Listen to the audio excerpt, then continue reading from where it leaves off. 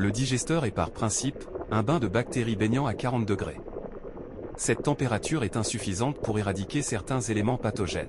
Les digestats augmentent les risques de présence de bactéries résistantes dans l'eau que nous consommons. De fait, ils présentent une réelle menace de pollution des sols, s'infiltrent vers les nappes phréatiques et les cours d'eau, et émettent des gaz à effet de serre. Liquides ou solides, les digestats de méthanisation ne possédant pas les caractéristiques de la biomasse naturellement décomposée et assimilée par les sols, ne peuvent être utilisés de façon massive. Ils doivent être particulièrement contrôlés. Ils contribuent à diminuer la capacité des sols à retenir l'eau et à leur faire perdre une fertilité durable.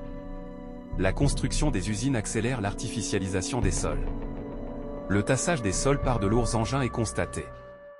Les fauchages de cultures avant maturité, cives, cultures intermédiaires à vocation énergétique, ont une incidence négative sur le sol et la biodiversité, faune et flore. Les émissions variées tout le long de la chaîne de production sont avérées et sanitairement impactantes. Plus de 50 composés organiques volatiles dont des molécules cancérigènes, métaux lourds, plus de 30 espèces de bactéries antibiorésistantes, résidus médicamenteux, microplastiques, pathogènes divers et dangereux.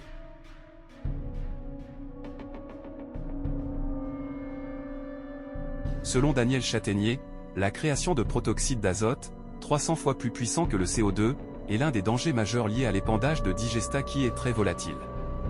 L'ammoniac se disperse facilement dans l'air, il s'oxyde et développe du protoxyde d'azote, plus connu sous le nom de gaz hilarant. À cela s'ajoute le développement de particules fines et l'apparition de l'oxyde d'azote, un polluant pris en compte dans les mesures actuelles de la pollution de l'air. Invisible mais souvent odorante, les effluves générés présentent selon l'INRS des risques pour les populations environnantes. Les produits de fermentation, ammoniac, sulfure d'hydrogène, dioxyde de carbone, mettent en danger toute forme de vie. Plus de 50 composés organiques volatiles, toxiques, cancérigènes, détectés à des seuils inquiétants.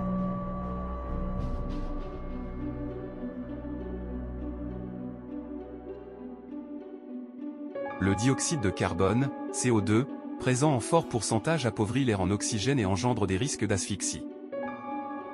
L'ammoniac, NH3, entraîne des risques d'irritation des yeux, des problèmes respiratoires, voire des vomissements.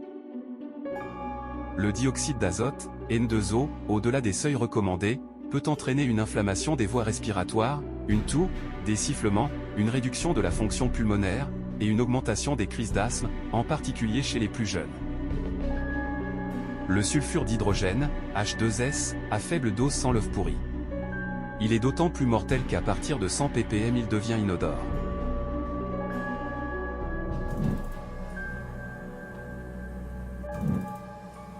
Plus de la moitié des foyers français, 53%, utilisant la cuisson au gaz, plaques de cuisson et fours, dépassent le seuil journalier préconisé par l'Organisation mondiale de la santé, pour l'exposition au dioxyde d'azote.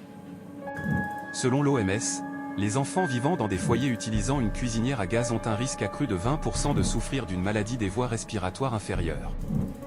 Qu'il soit d'origine naturelle, ou issu de la méthanisation, le gaz est un poison invisible. Maintenant, vous ne pourrez plus dire que vous ne savez pas.